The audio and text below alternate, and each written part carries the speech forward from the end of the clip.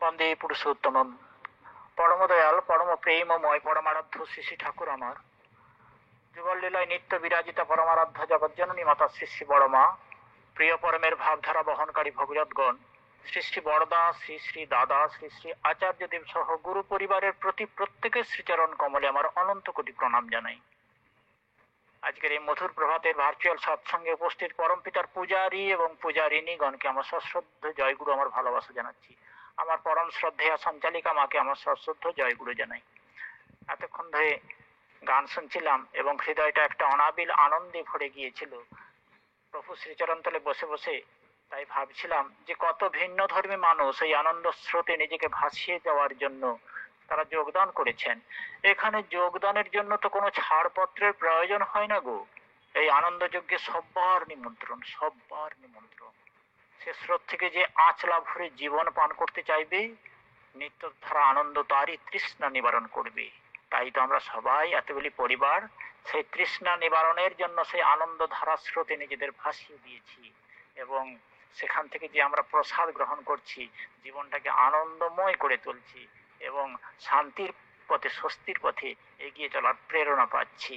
পরমপিতা তার জীবন সায়ান্নে এসে তিনি নিজেই ধরা দিলেন, তিনি কে এসেছেন ধরাধামে। তার শ্রীমুখ নিঃসৃত সেই কথা, অনুকূল সদা বিভু পদ্মনাভ মনপ্রভু। তিনি বিশ্বপতি, তিনি বিষ্ণু, তিনি সবার মনের প্রভু, তিনি অনুকূল, তিনি আমাদের আনন্দ আয়না গো। মহানামের বাগ্ময় নদী, অনন্ত অমৃতের অভিখ্যান, শতজল ঝর্ণার ধ্বনি, যেখানে চুপি সারে শিকড়ের ডানা ডানার শিকড় হয়ে ওঠে। খুব সহজে বলা যাবে না সেই মোহর কুড়ানোর গল্পমালা, বরং মাধু করি নিয়ে তাকেই অন্বেষণ করি নিরন্তর। আর সেই আশ্চর্য রূপকথার গল্পটি এগিয়ে চলে অনন্তের দিকে, অসীমের দিকে। কবিতায় গান বেঁধেছেন আমার দয়ালের শ্রীচরণ তলে বসে, যে দেখ দেখি মন নয়ন মুদে ভালো করে, ওই আলো করে বসে কে আছে রে তোর ভাঙা ঘরে। কত যে ধুলো মাটি ছাই, খাট বিছানা দূরের কথা, আসন খানাও নাই, তবু করেনি কো অভিমান। দুঃখী দেখে ওর ঝরে যে দু নয়ন, এমনি দয়াল প্রাণ, এমনি কোমল প্রাণ। ওরে তুই কর নিবেদন প্রাণের বেদন, প্রাণ বিলায়ে পায়ে ধরে, দেখ দেখি মন নয়ন মুদে ভালো করে। ওরে ওর কাঙাল সখা নাম, কাঙাল বেশে দেয় দেখা আর পুরাই মনস্কাম। প্রেম দয়া আর বড়া ভয় দিয়ে হেসে হেসে কত কথা কয়, আর কি দুঃখ রয়, আর কি ব্যথা রয়। যদি তুই প্রেম কুড়াবি, প্রাণ জুড়াবি, অভয় পদে থাক পড়ে, দেখ দেখি মন নয়ন মুদে ভালো করে। ওই আলো করে বসে কে আছে রে তোর ভাঙা ঘরে। তাই তিনি আলো করে বসে রয়েছেন আমাদেরই ঘরে। আচার্যদেব তিনি বললেন কি অদ্ভুত একটি কথা বলছিলেন আচার্যদেব। তিনি বললেন, আমি যদি বলি ঠাকুর তুমি পারো, আমি পারি না, তার মানে আমি বেটা ধরিনি তোমাকে সত্যিতে। তুমি যা পারো তা পারার জন্যই তো আমার তোমাকে ধরা, নয়তো আমি ধরেছি কেন তোমাকে? তুমি কি শুধু পুজোর অনুষ্ঠানের একটা উপকরণ মাত্র, আচরণের নও, আয়ত্তীকরণেরও নও? তাহলে তো সে ব্যর্থ প্রহেলিকা, একদম মিথ্যাচার। তা তো হতে পারে না। তুমি তো আমার একান্ত আত্মিক বিষয় গো, তুমি তো আমার একান্ত আত্মিক বিষয়। তাই তো তোমার কাছে এসে মনে মনে ভাবি, হে দয়াল কে তুমি? গুরু হলেন আমাদের জীবন বিশ্ববিদ্যালয়ের আচার্য গো, জীবন বিশ্ববিদ্যালয়ের আচার্য, পরিচালক ও পরিপোষক। তাকে কেন্দ্র করে জীবন নিয়ন্ত্রিত হয়, ব্যাখ্যাত হয়, বিবর্তিত হয়, এগিয়ে চলে সামনের দিকে। হোঁচট খেয়ে পড়ে গেলে তিনি তো আছেন হাত ধরে তুলে দেওয়ার জন্য। তাই আমাদের জীবনটা এগিয়ে চলা। সাহিত্যিক বিনয় ঘোষ তার ঐতরেয় ব্রাহ্মণের কাহিনীতে এক জায়গায় লিখেছেন কি অদ্ভুত একটি কথা। রাজপুত্র রোহিত তিনি সমস্ত প্রাসাদের সুখ ঐশ্বর্য ছেড়ে একদিন বেরিয়ে পড়লেন সত্যের সন্ধানে। জীবনের চরম সত্যে পৌঁছানোর জন্য তিনি চলতে রয়েছেন পথে পথে। যখন দীর্ঘকাল চলার পরে ক্লান্ত হয়ে পড়লেন, ভাবলেন না, আমার জীবনের শেষ জিজ্ঞাসার আমি উত্তর খুঁজে পাবো না, তাই ক্লান্ত হয়ে ফিরে চলেছেন বাড়ির দিকে বিশ্রামের জন্য। পথে দেবরাজ ইন্দ্র বৃদ্ধ ব্রাহ্মণের বেশে তাকে রুখে দাঁড়ালেন, বললেন, হে রোহিত, যে বসে থাকে তার ভাগ্যও বসে থাকে, যে শুয়ে পড়ে তার ভাগ্যও শুয়ে পড়ে, যে এগিয়ে চলে তার ভাগ্যও এগিয়ে চলে। অতএব এগিয়ে চলো, ঘুমিয়ে থাকাটাই তো হলো কলিকাল, ঘুমিয়ে থাকাটাই হলো কলিকাল। জাগলেই দাপর, উঠে দাঁড়ালেই ত্রেতা, আর এগিয়ে চলাই হলো সত্যযুগ। তাই সেই কলিযুগে তিনি এসেছেন প্রতিটি মানুষকে সেই সত্য যুগের দুয়ারে পৌঁছে দেওয়ার জন্য, প্রতিটি মানুষকে দেব মানবে পরিণত করে সেই স্বর্গ রাজ্যে চালান করে দেওয়ার জন্য তার আগমন। আমেরিকান অনুরাগিনী মিস হিমারকে শ্রী ঠাকুর অদ্ভুত একটি কথা বলেছিলেন। তিনি বলেছিলেন যে দেখুন, এই জীবনকে সেফ অ্যান্ড সিকিউর রাখার পথে কোনগুলি আমাদের বাধা হয়ে দাঁড়ায়। প্রথমেই রয়েছে আমাদের ইগনোরেন্স, অজ্ঞতা। আমরা কিছু জানি না, মূর্খ, তাও ভালো, কিন্তু আমরা ভুল জেনে সেই ভুলটাকে আঁকড়ে ধরে জীবনের পথে চলি, আর অপরকেও হচ্ছে যে সেই ভুলের বোঝাটা চাপিয়ে দিই, এবং তাই আমি নিজেও অন্ধকারে পতিত হই আর অপরকেও জীবনের পথে বারে বারে হোঁচট খেতে সাহায্য করে দিই। তাই আমাদের প্রথমেই অজ্ঞতা দূর করতে হবে গো। দ্বিতীয়ত তিনি ধরালেন ইন্ডোলেন্স, অলসতা। কোনো কাজ পারি না, একটু করতে গেলেই শ্রমক্লান্ত হয়ে পড়ি, ক্লেশক্লান্ত হয়ে পড়ি। দয়াল বললেন কি, তোমরা শ্রম সুখপ্রিয় হও, ক্লেশ সুখপ্রিয় হও, এগিয়ে চলো কর্মের পথে, কর্মই তো জীবন। কার কর্ম? আমার পরম পিতাকে মাথায় নিয়ে তারই বলা কথাগুলো বাস্তবে পরিণত করাই তো আমাদের জীবনের একমাত্র পথ গো। এই পথকে মসৃণ করতে হলে তিনি ধরিয়ে দিলেন তৃতীয়ত ডিপেন্ডেন্স, পরনির্ভরশীলতা। নিজের কাজ নিজেই করব। দেওঘরে গেলে আমরা তো এই শিক্ষা পেয়ে সেই আচার্য পরিবারের কাছ থেকেই, তাই পরনির্ভরশীলতা হওয়া চলবে না। চতুর্থত তিনি বললেন ফ্যাটালিজম, অদৃষ্টবাদ। আমাদের ভাগ্যে নেই, অদৃষ্টে নেই, তাই হাহুতাশ করতে থাকি।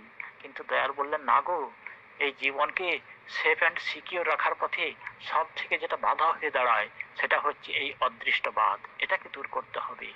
এইগুলি উৎকর্ষের পথে বাধা হয়ে দাঁড়ায়, তাই আমাদের সবসময় নামময় হয়ে থাকতে হবে।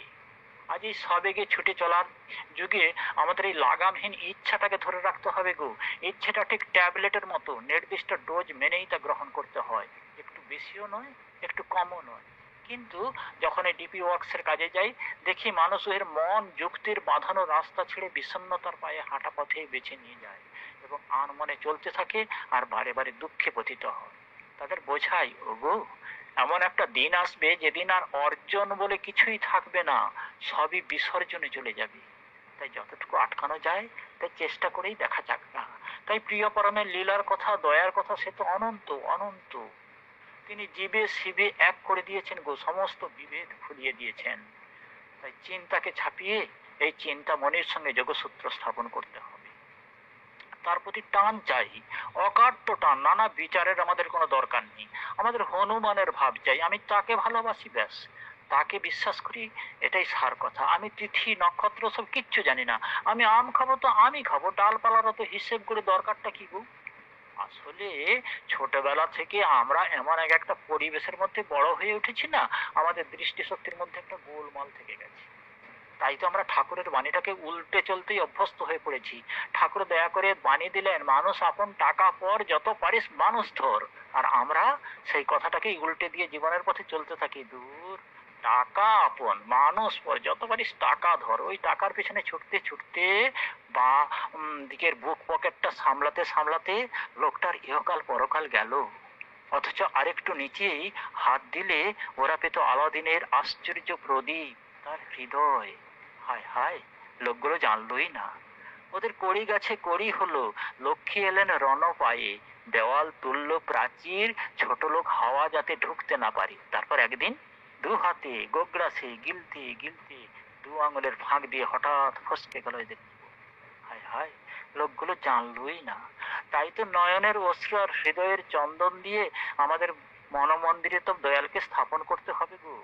চরণ আর আচরণ, তবেই তাকে পাওয়া যায়। সেই সুদূর দক্ষিণেশ্বর থেকে দেওঘর, তার অনন্ত অনন্ত প্রতীক্ষা। কীর্তনের মধ্যে তার নৃত্য আর লীলা, এই দুটোই তিনি অবলীলায় অবগাহন করে আছেন। অশনেও তিনি, অনশনেও তিনি। কত শত বিদ্যার জাহাজ এই অনুকূলে এসে জাহাজ ভিড়িয়েছেন, তার কি কোনো ঠিক আছে গো? তিনি কোথায় ডোবেন আর কোথায় ওঠেন সবাই হাত তাড়াতে থাকে। তাই দয়াল বললেন, দয়া করে যত ডুববে তত বেমালুম হবে। তাই তার ওই ছবিতে প্রাণ প্রতিষ্ঠা করে বিগত প্রাণ হতে হবে। সমস্যা কোথায়? আমরা তো কথা বলতেই জানি না। কেমন করে কথা বলতে হয় তার চরণে এসেই আমি শিখেছি।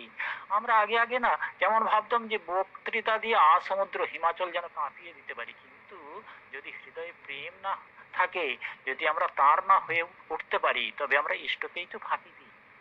তাই কেমন জানেন, দিন দিন আমরা যেন আত্মকেন্দ্রিক হয়ে যাচ্ছি। মুখে মাস্ক পরে আমরা যেন রোবট হয়ে আইসিইউতে রয়েছি। স্বামী স্ত্রী ছেলে মেয়ে কারো সঙ্গে যেন কোনো প্রীতির বন্ধন নাই। আচার্য দেব কেমন সুন্দর বললেন যে স্বামী হওয়ার যে সবচেয়ে বড় গুণ হলো কি না, ধৈর্য। তাই কথা দিয়ে বশও করা যায়, বধও করা যায়, বিচ্ছেদও আনা যায়, মিলনও আনা যায়।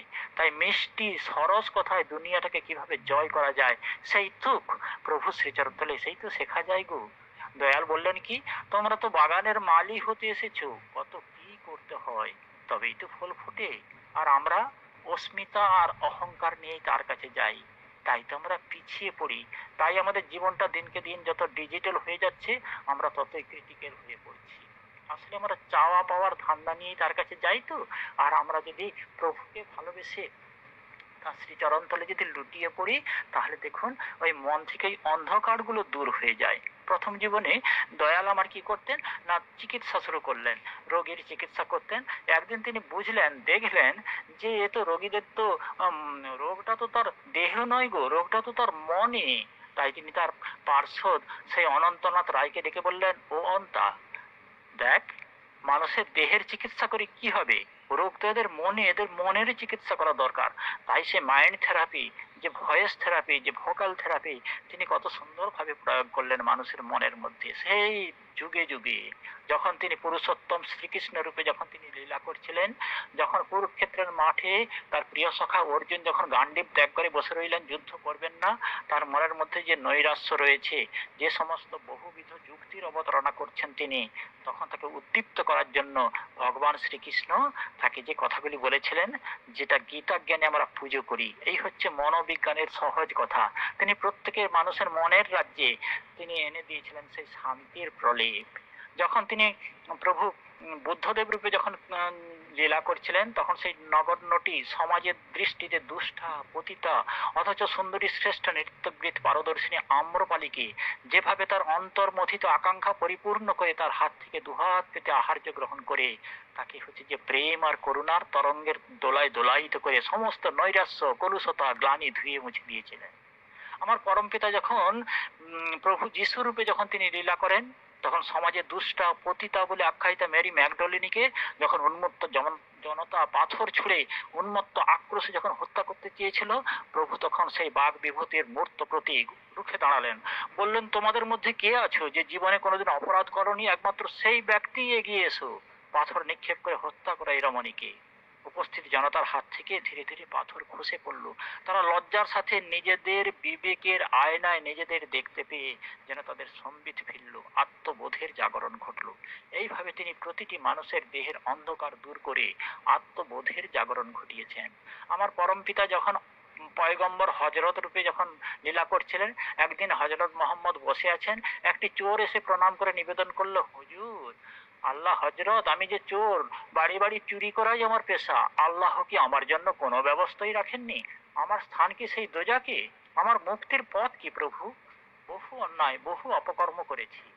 হযরত রসূল তার দিকে অসামান্য মধুর হাসি আর অসামান্য স্নেহের দৃষ্টি দিয়ে বললেন, শোনো ভাই আমার, তুমি এক ঈশ্বর সেই আল্লাহর শরণ নাও, যেখানেই থাকো 5 ওয়াক্ত নামাজ পড়ো পরম নিষ্ঠার সাথে। আল্লাহ পরম করুণাময়, তিনি নিশ্চয়ই তোমার মুক্তির ব্যবস্থা করে দিবেন। ভয় নাই, বিশ্বাস করো।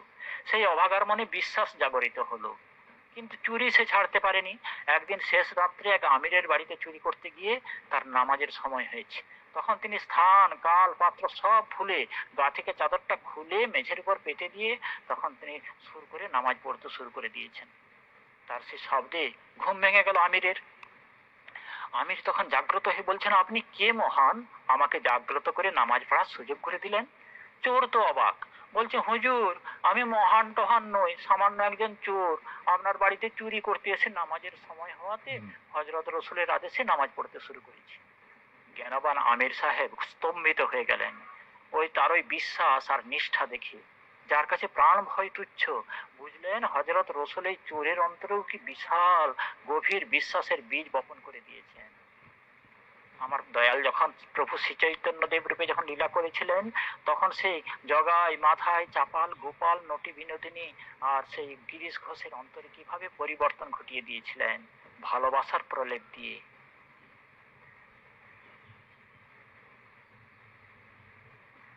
যখন তিনি ঠাকুর শ্রী শ্রী রামকৃষ্ণ রূপে যখন তিনি লীলা করেন, একদিন তিনি গভীর রাতে ভাগীরথীর বুকে দেখলেন কি যে যে তার মানস চোখে ধরা পড়লো যে তার প্রিয় ভক্ত মাতাল গিরিশ সেই ভাগীরথীর বুকে সে যে নদীতে নৌকোতে একটা যে বসে সেইখানে যে মদ খাচ্ছে, আর সঙ্গে রয়েছে তার হারান মাঝি নৌকা বাইছে, আর তার প্রিয় সখা তারা প্রসন্ন তারাকালী ভট্টাচার্য তিনি বসে আছেন। তো মাতাল গিরিশ তখন বলছেন, ও তারাকালী দা, নৌকাটা টালমাটাল খায় কেন গো, কোন দিকে যাচ্ছে? তো তিনি বললেন, কি জানি দা ঠাকুর, আমি তো বলতে পারবো না, ওই হারান জানে।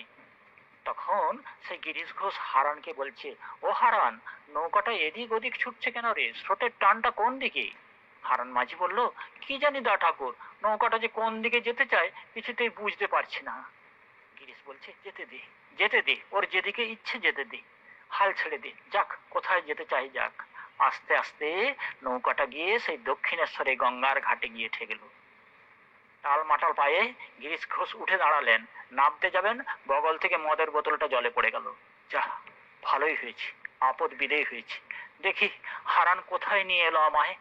নামতে যাবে, হোঁচট খেয়ে পড়ে যাচ্ছে, এমন সময় কে তাকে আঁকড়ে ধরলো বুকের মধ্যে।